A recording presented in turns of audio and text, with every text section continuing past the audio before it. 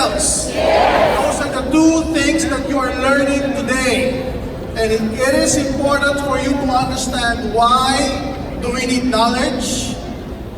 Why do we need the skills when we build our business? Ask me why. Because if you've been struggling to build business, if you've been struggling to retail products, if you've been struggling to develop an organization, it means there's something wrong. You need new knowledge, you need new skills to develop new income. Tama o tama?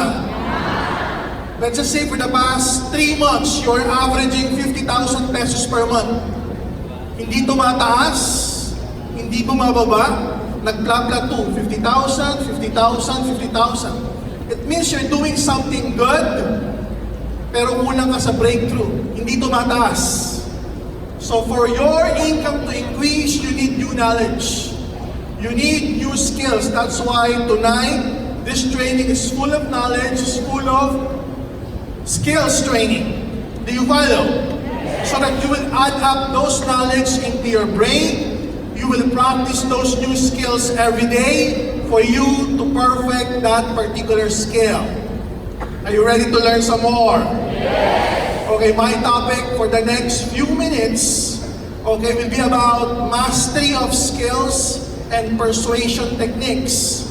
For you to develop good relationship with people, for you to develop a huge organization online and offline, here and abroad, for you to have a runaway income. There are right words to use to create more curiosity to your prospects. There are right and proper words to use so that the chances of them signing up will be much, much higher comparing if you would not use these particular words. So let's proceed, okay? By the way, before I proceed, I'd like to greet, because we're live on Facebook, I'd like to greet all of those people and leaders watching from Europe. I know they're all excited with our pre-launch of our E24/7. Excited na ba kayo doon? I would like to personally greet our leaders in Spain, Barcelona, in Paris, France, and in Rome, Milan, Italy. They're watching right now and they're learning as well. So my topic is, saan ba boss? Ayan, skill mastery. There are many skills that we are learning every day. Skills that you have learned from your uplines. Ang mga uplines nyo ba nagtuturo ng skills? Good. Now the management, we also have our own skills training. Now why do you need this? Why do you need to master this new set of skills that you have learned from your uplines, from the management? Because what you have learned many, many years ago from school, from your job, those are not enough to build businesses.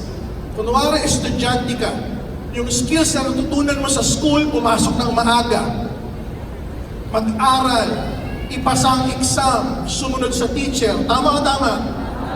Pag-empleyado, maging nasa tamang oras, magbandikla, gawin yung trabaho, magkaroon ng aids. Ano yung aids? As if doing something pag nandiyan na si boss. So what do you mean? Meron kang set of skills and knowledge sa trabaho mo, meron kang sariling set of skills and knowledge nung nag-aaral ka, but right now you're doing business with AIM Global. Tama o tama? You can never achieve success using the same knowledge and the same skills nung nag-aaral ka para sa AIM Global. Do you follow? You will never achieve success using the skills and knowledge nung empleyado ka para i-apply sa business ng AIM Global. Tama o tama? You need new set of skills, new set of knowledge that you need to master. Everybody say master. It's not enough na alam mo lang. It's not enough na nagawa mo minsan. You need to master the skills. Because those people who have mastered the skills, sila yung kumikita ng malaki. Gusto mo ba kumita ng malaki? Yes. Now you need to learn this. Para before the year ends, praktisado ka. At pagpasok ng 2019, handang-handa ka na at ang buong grupo mo. Are you ready for this? One of the basic things that you need to learn in skill mastery is what they call spaced repetition system. Ito yung mga bagay na paulit, ulit. You probably are wondering, Doc, bakit sa office laging may NDO? Tama o tama? Bakit sa office laging may product training? Tama o tama? Doc, bakit sa office laging may OPP, may ASAP 1, may ASAP 2, may leaders meeting, may online training? And most of the time, yun naman ang sinasabi. Napansin niyo ba yun? So you need to master and understand this. Because if you would not understand this, you're missing so much. For some other people, hindi nila maintindihan. Attend ako ng NDO ni Sir Arnel Limpin. Wow! Galing! The following week siya ulit. Bakit a-attend uli ako? The following week siya ulit. Bakit a-attend uli ako? Hindi naiintindihan na iba why they need to attend a lot of times to fully grasp and understand what they're teaching, what they're mentoring, what they're coaching. In this concept of spaced repetition system, according to this concept, kailangan daw ang katawan, our minds and our bodies, mag-subject to a series of rigorous repetitions para ma-adapt ng utak mo at ng katawan mo. Example, when we were little kids, o kung may anak ka, ilang beses kinanta yung kantang ABC or the alphabet song bago mo ma-memorize? Not once. Tama o tama? Not twice. Tama o tama? A lot of times. Ilang beses pinatugtog yung ABCD? Ilang beses mo kinanta sa anak mo yung ABCD? Ilang beses narinig mo yan nung maliit ka? Sa school, sa bahay, bago ikaw mismo ma-memorize yung bagay na yan nang walang mali. Again, nang walang mali. Programs your brain and your body until you get it correctly. Nakarinig ka naman ng batang kumanta ng alphabet song na tama sa tono, tama sa simula, pero may mali sa gitna? Di ba may ganon? Kasi hindi yan pa na-master yung bagong knowledge. The skills is there already, but it's not perfected. Same goes with what we do. How we invite, how we prospect, how we follow up, how we close, how we duplicate. Dapat yan paulit-ulit mong inaaral at paulit-ulit mong ginagawa for you to perfect that skill. It's not enough na umupo ka sa NDO, narinig mo, okay, gagawin ko na. But in reality, on the first few times na ginagawa mo, chances are may mali kang ginagawa. Tama o tama? Now, here's the story. Let's just say, tinuturuan ka mag-drive. Tinuturuan ka mag-drive ng automatic. O yan yung gasolina, yan yung brake. Pagkakaliwa ka, magsisignal ka pa kaliwa. Pagkakanan, sisignal pa kanan. Pag umuulan, yan yung mga bagay na gagawin mo habang nagda-drive. Tinuturo sa'yo, theoretically. Hindi ka pa nagda-drive. Di ba may ganon? Pero pag aktual na nag-drive ka na, ipapakiramdam. Tama o tama? Pag biglang siningitan ka na ng motor sa kaliwat kanan, pag binusinahan ka na ng bus sa EDSA, iba-iba na yung nabibindot mo. Iba na yung calculation mo. Tama o tama? And it will take some practice. Everybody say practice. It will take some practice, probably 5 times, 10 times, 20 times ng pagdadrive sa EDSA para mo talaga makabisado yung pagdadrive sa EDSA. Hindi enough yung tinuruan ka lang ng upline mo, o ganito mag-imbita, ganito mag-follow up, ganito mag-close ng sales. Sabihin mo, alam ko na, kaya ko na. Hanggat hindi mo pa ginagawa ng paulit-ulit because our brain needs to practice that paulit-ulit in repetition. Your voice, your posture, the way you pronounce our products, our business, you need to repeat that on a regular basis para masanay ka. Kaya ngayon iba, may script. Everybody say script. May binabasa muna. Friend, may negosyo ako. Kailan ka pwede? Bukas o bukas? Pero sa simula, binabasa. friend, may business ako. Kailan ka pwede? Bukas o bukas? Halatang binabasa. Pero after some time, komportable na. After some time, medyo nagpapatawa na. After some time, personalized, customized na invitation. Okay, friend ABC, alam ko magagaling ka sa recto, pero maganda yung business ko, kailan ka pwede? Bukas o bukas? Nagawan mo na ng konting ad-lib, kasi sanay na yung katawan mo eh, sanay na yung utak mo eh. Pero in the beginning, you need a script. You need to follow the script. You need to repeat that script over and over and over again. Para mawala yung kaba, para mawala yung hiya, para masanay yung utak na tumatawag ka. Pag biglang nag-reply o pag biglang sumagot sa'yo, ano ba yan? Alam mo na yung isasagot mo? Hindi pag sinabing, ano ba yan? Natutulala ka, hindi mo alam kung ano isasagot, bigla may bababa. Nangyari ba yun? Palibasa, hindi sanay yung sistema ng katawan. Just like what I'm saying, tinuruan ka mag-drive ng kakilala mo, sinasabi, oh, ganti manibela, ganyan, yan yung signal. Pero sa actual, iba. Pag-drive mo sa actual, kung ano-ano yung napindot mo. Imbis na pindutin mo yung brake, gas ang pinindot mo, lalo umabante. May mga nangyayaring ganong accident simply because their bodies and their minds are not prepared. They're not prepared towards reality, towards the actual thing that will happen. Same goes with us. This kind of training, it's in-house. You're listening to me right now, you're learning to me right now. Now, it's gonna be useless if you will not apply it repeatedly. That's the key word. If you would not apply it repeatedly, kung hindi mo gagawin ito ng paulit-ulit, useless. Nakinig ka lang, may natutunan ka lang. Pero pag hindi mo in-apply ng paulit-ulit, sayang. Because the key word here is repetition. Everybody say repetition. Parang yung muscle. Para lumaki yung bicep, hindi ka naman magbubuhat ng barbell, isang beses lang. Bubuhatin mo yung barbell o yung dumbbell, paulit, ulit, para lumaki yung biceps. Tama. It even will come or arrive to a point na yung bubuhatin mong bigat, kinakailangan mas mabigat na dun sa binuhat mo last week para mas lumaki pa siya. Same goes with our brain. Scientifically, may mga neurons yan na nagmamaster ng mga bagay na ginagawa at alam mo. Pag paminsan-minsan mo lang siya ginagawa, hindi niya namamaster. Nauutal ka, kinakabahan ka, pinagpapawisan ka, biglang sasakit yung tiyan mo. Pero pag mayat-maya mo na ginagawa, kabisado mo na, para ka lang kumakain, madali na mag-invite, madali na mag-follow up. So all of the skills that you will learn today, master it by repetition. Everybody say repetition. So if you will remember one word for my topic tonight, remember these words, repetition.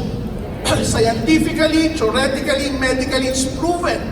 If you will subject your minds and your body to space, may pahinga, pero uulitin ulit. Because of the system, your minds and your bodies will adapt to it. This is the difference between someone who runs, yung tumatakbo lang, versus a professional runner. Yung tumatakbo lang, pag sinigawan mo, tatakbo lang yan. Mabilis, natataranta, pwedeng pasikot-sikot na kaya. Pero yung runner, na sanay na tumakbo araw-araw, pag yan tumakbo, mas mabilis. Mas may sistema, mas may technology. Tama po ba? Why? Sanay na yung katawan tumakbo. Alam niya na kung saan yung daan. Alam niya na yung tamang paraan ng pagtakbo. Baka yung sapatos niya, tama pa. Unlike sa taong sasabihin mo lang na takbo. That's the difference between an average networker and a professional networker. Yung professional, alam niya yung ginagawa niya. Why? Kasi paulit-ulit niya nang ginawa. Do you follow? Now, the good news is this. Do you want to be a professional networker? Because a professional networker is someone who earns a lot. Is someone who has a huge organization, online and offline. Is someone who has a lot of success, who has a lot of leaders below him. Do you want to be a professional networker? Well, a professional networker repeats, repeatedly, doing things that will improve their craft that will improve their skills. Now, the good news is this. Today is December. December 7. Thanksgiving season, Christmas season, year-end season. Tama po ba? Marami sa labas, nagpa-party-party na Friday pa ngayon. Friday night, gimikan. Tama. Marami sa labas, ang utak, inuman na. Marami sa labas, party na. Marami sa labas, gimikan na. Friday ngayon eh. But you guys are all in here learning. So ano ibig sabihin nun? Angat ka na sa kanila.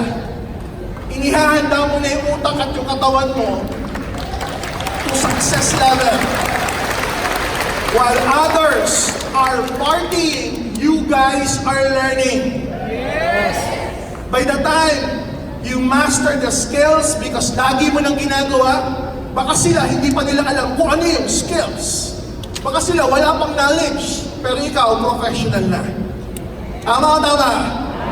So create that. Create that thinking, I need to do this properly, repeatedly. Paulit-ulit para masana yung katawan ko, masana yung posture ko, yung boses ko, ng mga bagay na bago kong natutunan. Do you follow? Yes! Muscle memory versus skill memory. Okay, skills memory, according to studies, you will only adapt. Everybody say adapt. You will only adapt and learn 50% of what you hear, of what you see, of what you experience after doing it 5 times. Everybody say 5 times. Kaya may maririnig kang upline, sasabihin sa'yo, attend kang NDO 5 times. Attend kang OPP 5 times. Attend kang product demo 5 times. Attend kang ASAP 1, ASAP 2 5 times. Ikaw naman kakamot, bakit 5 times? Para matutunan mo ng paulit-ulit, para pag ginagawa mo na, paulit-ulit din. Kasi nga kailangan ng sistema yan sa katawan. You need to hear it repeatedly so that when you practice it, you will also do it repeatedly. That's the power of learning new things, of developing a skill. Kaya yung iba hindi 5 times eh, yung iba 10 times. Nakarinig niyo ba kayo ng ganon? Yes. Why 10 times? Kasi nga, 50%. 50% lang ng narinig, nakita, ginawa mo, ang mariretain sa utak mo na magiging skills after doing it 5 times. Kung 50% lang, di ba ginawa mong 10 times, 100%. Tama. Does it make sense? So you need to do it a lot of times. Kaya nga ako, when I read a book, when I say I read a book, say in a month, next month, babasahin ko ulit siya. The following month, babasahin ko ulit. Ika 3rd month, 4th month, 5th, babasahin ko ulit. Ask me why. At times, may nabasa ako doon sa book, parang dinaanan ko lang na hindi ko naintindihan. Pero pagkabasa ko the second time, tsaka ako siya naintindihan. Pagkabasa ko ika 3rd time, may nakita pa akong panibagong learning within the same paragraph nung binasa ko na hindi ko naintindihan, 1st month, 2nd month ko binasa. Do you follow? Parang NDO. Yun at yun din naman, pero pag-atid mo 2nd, 3rd, 4th, 5th, sasabihin mo, parang may ginagdag si Sir Arnel. Parang may ginagdag siya ron, pero wala naman, yun din. Ask me why. Kasi doon ka na natututo. Doon mo na nare-realize. Kaya pala ganun. Now that you finally realize and want to put it into actual, gagawin mo na, alam mo na kung paano gawin ng tama. Okay? That's why we have informed you to attend all of these activities a lot of times. For you to see a lot of things within the same concept. Para mas lalong bumaon sa iyo, kailangan pala talagang seryoso. Hindi pwede yung gagawin ko to, part-time na nga, para pang hindi seryoso. Full-time na nga, pero gigising ka alas 2 ng tanghali para magnegosyo. So you can do it wholeheartedly, seriously, professionally, and effectively. Do you understand now? So all of these things, kaya paulit-ulit may kinalaman sa repetition. Okay na yung next slide? Okay. Now, for the next few minutes, guys, I will guide you into effectively using words and phrases how to close the sale. Everybody say closing. Closing. This is one of my favorite topic, closing. This is the part wherein the prospects are now thinking, sasali ba ako o hindi ako sasali? Ayan. Kasi pag-present ng product, pag-present ng business, madali yan. But when you're actually closing the sale, that's the part that you will see, okay, sasali na to. That's the part when you can say, okay, magsi-7 heads to. That's the part that you can say, okay, gagawa nito ng paraan. Exciting ba yun? Yes. Gusto mo ba yung prospects laging kaya mag-7 accounts? Yes! Gusto mo ba yung prospects laging iniisip big business and international business? Yes! Okay, let's proceed. First, don't dwell on the details of the company. Don't dwell on the details of the products. Okay? Focus on end results. Kasi minsan pa nagpe-present, lalo mo na product, Prospect A, ang C24/7, napakaraming ingredients, 140 ingredients, may 12 mushroom, okay, reishi, blase, agaricus, jumbo shiitake, mama shiitake, pag di ka sumali, maatake. Habang binabanggit mo yung ingredients, yung prospect mo, 140, 20 na lang, 40 pa, ang dami, hanggang sa antokin na. They're not interested on the specifics, on the details. Guys, the prospects are interested on end results. Anong pakinabang niyan sa katawan ko? Anong pakinabang ng business mo sa buhay ko? Kunwari, bigla mong sinabi, sir, sa business natin, kikita ka ng 32,000 pesos per day, 224,000 pesos per week, 998,000 per month, average 1 account. Sabi ng prospect mo, okay. Samantalang ang laki ng pera ang binanggit mo. Tama. Kasi para sa'yo, yan yung mga words, terminologies na pinag-uusapan natin sa loob ng A-Global. Tama. A-Global, Nature's Way, billion-dollar company a year. Di ba? 140 ingredients, C24/7, madaling ma-absorb, within 5 to 6 minutes, absorb na siya, VCAP, so and so. Pero sa labas ng A-Global, sa prospects, hindi nila alam yun. So do not use terminologies na ginagamit natin sa loob. Let's use words na maiintindihan niya. Kasi pag ganun mo kinausap yung prospect, para ka nagcha-Chinese. Hindi ka naiintindihan ng prospects. Do you follow? Yes. Kunwari, pag tinanong, ano ba yung products nyo? Products namin supplement, nakakatulong sa may diabetes. Lumalakas ang katawan. Lagi kang malakas, kahit puyat ka, energetic. Do you follow? Yes. And result. Pag sumali ka sa negosyo namin, kikita ka ng malaki at mababago ang buhay mo, pwede ka pang bumili ng sasakyan.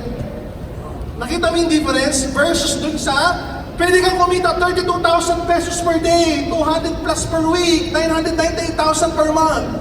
Versus kikita ka ng malaking pwede ka pang bumili ng kotse. Ang guwapo mo siguro pag nakakotse ka. Do you follow?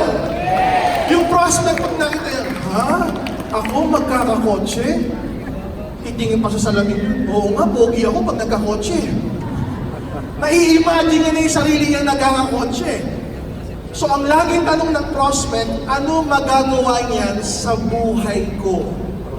Huwag mong sagutin ng 32,000 pesos per day. Huwag mong sagutin ng 1 million pesos per week. Mas maganda sagutin ng bagay-bagay na magbabago para sa kanya. Do you understand now? Yes. Sell the destination, not the airplane. Okay? Ano ibig sabihin? Saan ka mapupunta? Pupunta ako sa Maldives. Maraming taga-ibang lahi dyan, maraming taga-ibang bansa.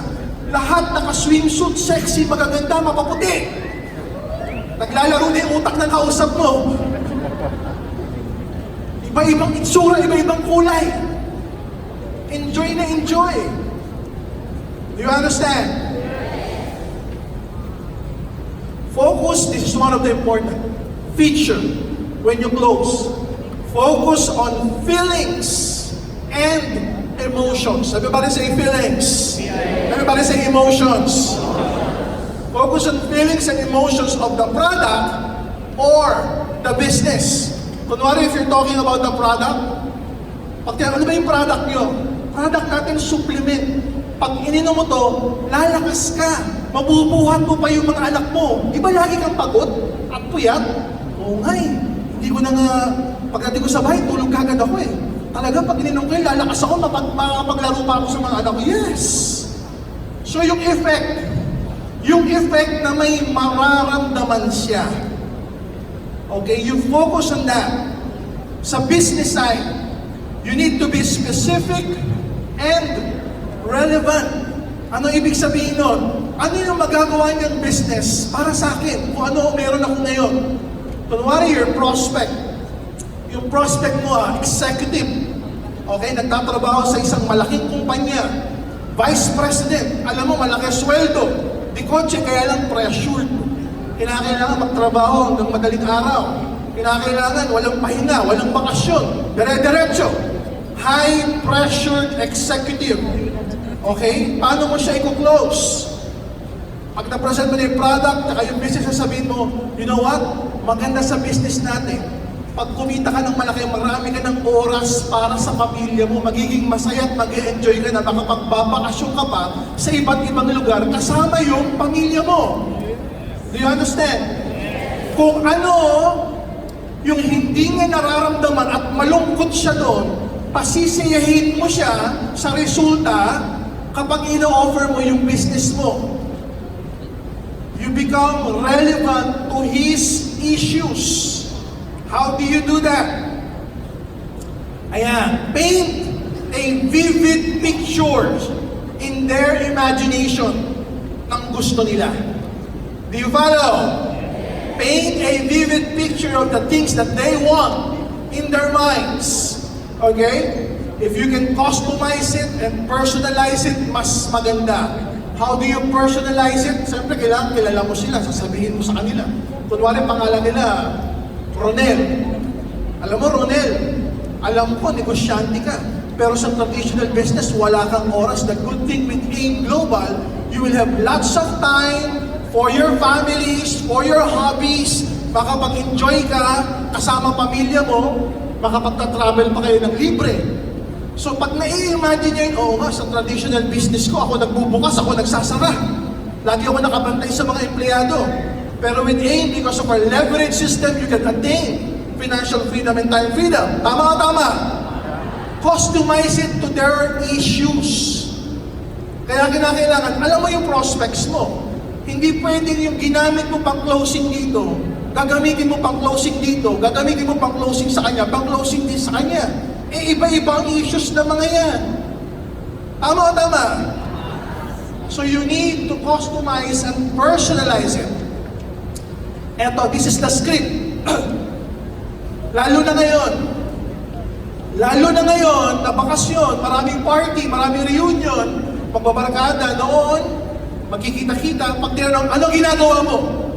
What do you do? What keeps you busy? Paano ka sasagot? Nag-network ako. Nagpo-food supplement ako. May online business ako. How do you answer that will pique their interest, capture their interest, and they might probably join you with a high percentage? Huwag kang sasagot ng generic. Pag sumagot ka, specific, kaya nga kanina sabi ko, customize, personalize. Ano ibig sabihin? I help blank to blank so that they can blank. Pag sinabi, ano ginagawa mo? Tumutulong ako sa mga blah blah blah para maging blah blah blah para maging blah blah blah. How do you do that? I help people earn a lot so that they can be rich. Those are generic. Do you follow? Wag kang sasagot ng generic. Kunwari, ang nagtanong sa'yo, estudyante. Sir, Mom, ano ba ginagawa niyo? Well, I help students siya. So customize ka agad, specific, tama o tama. Kasi pag sinabi mong I help people, no, lahat ng tao na naman yan. Parang hindi siya masyadong makarelate. Pero kung siya alam mo, estudyante, pag sinabi mong I help students, uy, ako yun ah. Estudyante ako ah. Immediately, they could relate. It will pique their interest. Do you follow? So tuloy natin, I help students to earn while they're studying and help their parents in earning. Specific.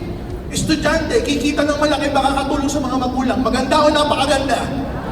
Ang mararamdaman ng estudyante, masaya malungkot? You focus on their feelings. You focus on their emotions.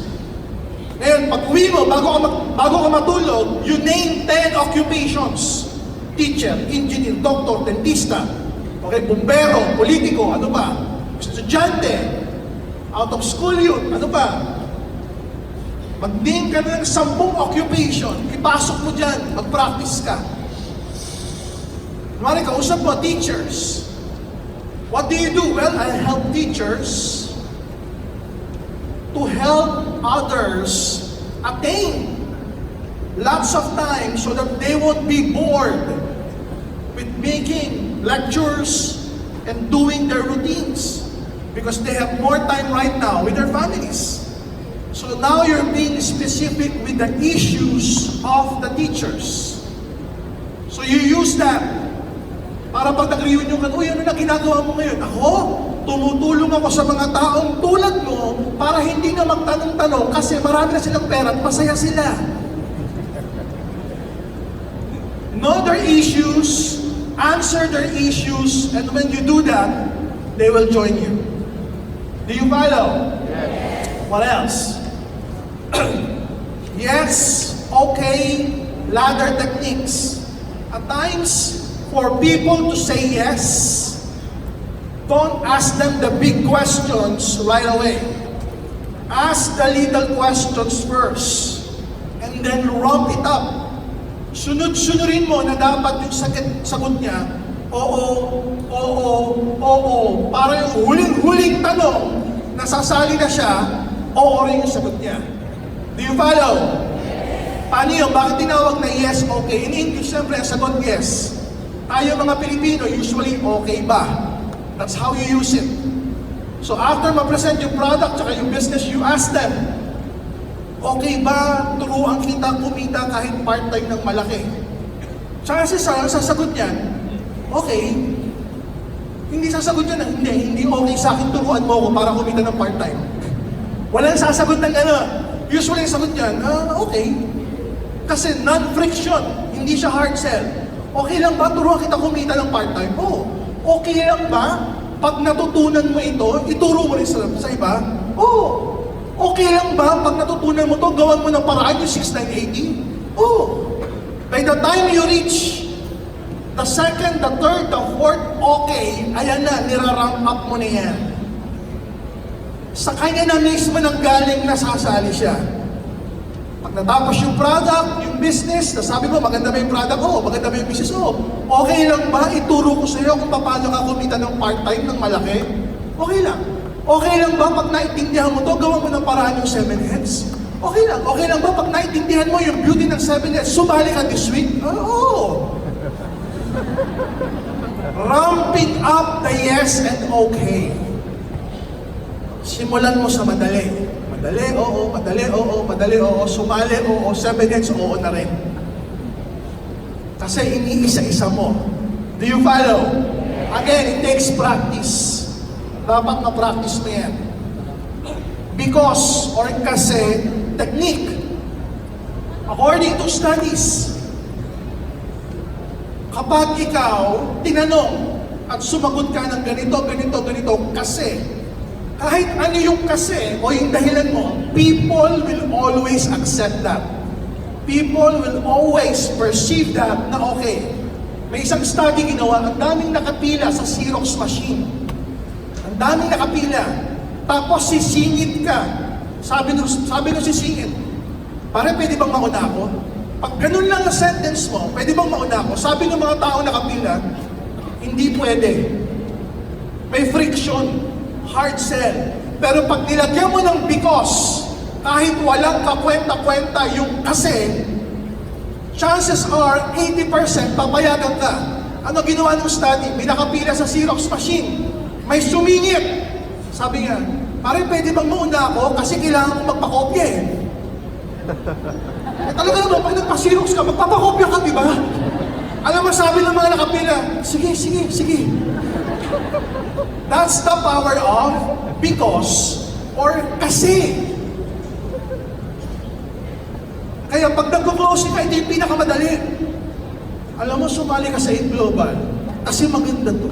Ah, maganda nga.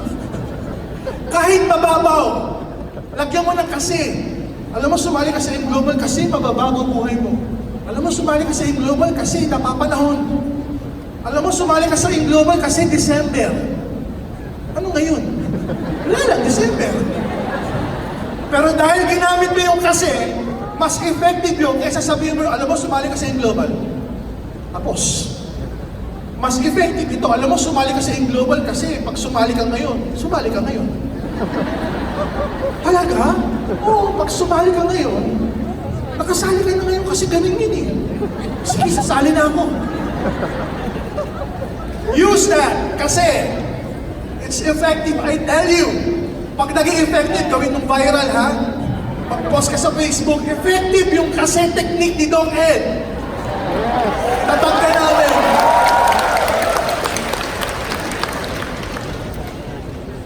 Extreme words. Biggest, boldest, largest, healthiest, newest, most innovative. Ayan. Lahat na ng most, tsaka yes. Pag bumalik ang partner ng C24/7 at ininom mo, ito na yung pinaka-healthy na maiinom mo sa buong buhay mo.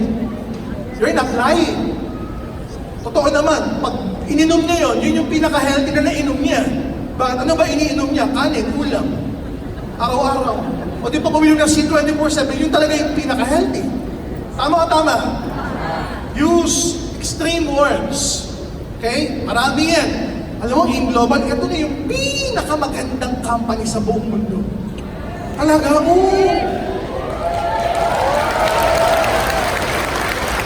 Partner, pag sumali ka sa amin, sa linya ko, apply natin, pinakamalupit.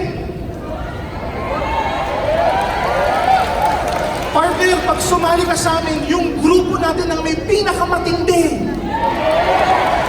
Pag gumamit ka ng mga pinaka, yung mga prospect, kahit hindi naiintindihan, kahit sabi mo yung apply natin, pinakagwapo pagtingin. Pagtingin, abay, gwapo nga. Repetition and general acceptance. Most of the time, you're using meeting after meeting. Tama o tama? Minsan nagbibilog-bilog, nakatayo, minsan nakaupo. Tama o tama? Nakapalibot, halo-halong members and prospects. Tama o tama? Dapat ang ginagawa ng mga members ganito. Paulit-ulit. Alam mo, maganda talaga yung global. Ano ibig sabihin nun? Kung nakapalibot kayong ganyan, nakaupo or nakatayo, nakikinig yung mga prospects after the presentation, meeting after meeting na, yung mga naka-intersect na members, pag may nagsalita doon, nag-post, sabihin sa prospect, alam mo, maganda talaga yung global. May maririnig yun ng prospect. Nagsalita uli yung nasa gitna. Pag hinto, sasabihin nung nasa kapila, alam mo, maganda talaga yung global. Maulit na lang ng 5 beses na marinig yan, pag uwi niyan, maganda talaga yung global. Maganda talaga yung global. Kasi yung nakapaligid sa kanya, tanggap yung konseptong yon. For him, aba, ang daming nagsasabi, maganda yung global kasi blah blah blah. Kasali na ako. That's what you call general acceptance. And through repetition, naririnig at naririnig at naririnig. Tatanggapin niya ng totoo yan at gagawa niya ng paraan. Create urgency technique, lalo na ngayon, December. Okay? Global package natin, 6,980. Tama o tama? Pero ang value niya, naglalaro sa 8,000 to 9,000 pesos. Tama o tama? Pwede mo sabihin, alam mo, sumali ka na ngayong December. Bakit? Kasi yung package, ang value 8 to 10,000. Pero ngayong December, 6,980 lang. Talaga? Oo. 6 to 10,000 ang value niyan. Pero ngayong December, 6,980 lang para sa'yo. Sige, gagawa ko ng parang sasali na ako bukas. Pagdating ng January, 6,980 pa rin.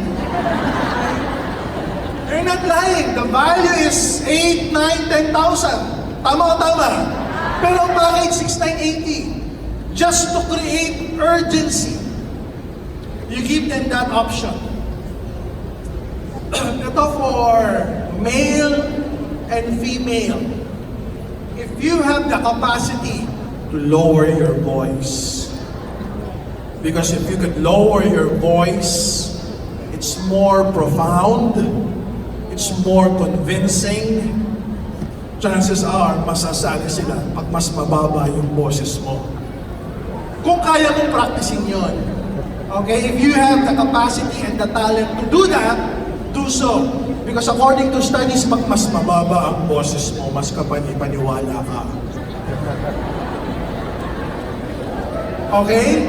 Kaya pansinin nyo, pag yung mga apply siya, medyo bumababa ang boses. Alam mo na ibig sabihin nun. Sama ka sa akin. Saan? Saan na? Doon. Ano gagawin natin doon ah? Doon tayo. When you have a deep, profound voice, mas madali silang makukonvince. If you can use that. Are you learning? Yes. Use all of those things. Use all of those things. By the way, I'd like to update you guys. This coming January 2019, every 2 weeks lang travel!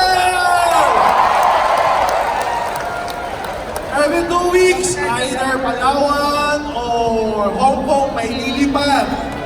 The goal is to make it viral! Hindi ka pa natatapos i-viral yung first batch, may second batch na. Why? Because we want to be known sa AIM Global, laging may free travel. May nagtanong sa yung millennial, ano ginagawa mo? Well, I help millennials get free travel para makapag-selfie, may post sa Instagram nila. Ang millennial yung kausap ko. Oo nga, no? Para pag nag-post ako sa Instagram, marami ako makikilayang bago. Use that, okay? So that's all, just want to be clear, every 5th GC, so AIM Global would be known, sa AIM Global, may free shopping! Last but not certainly the least, this coming January 2019, sisimulan na natin ang weekend encashment every Friday, Saturday, and Sunday. Okay? And then meron pa tayo tinatawag na emergency encashment. Kunwari may laman yung account mo, nakapag-encash ka na, in the morning, in the afternoon, pwede pa maximum of 50,000 kapag emergency through one-time password. So guys, are you excited? So I hope you master the skills repeatedly. To do that, you need to do it repeatedly para maging sanay na yung katawan mo, maging sanay na yung utak mo. Congratulations to everyone! Happy New Year! Thank you very much! God bless you, Global!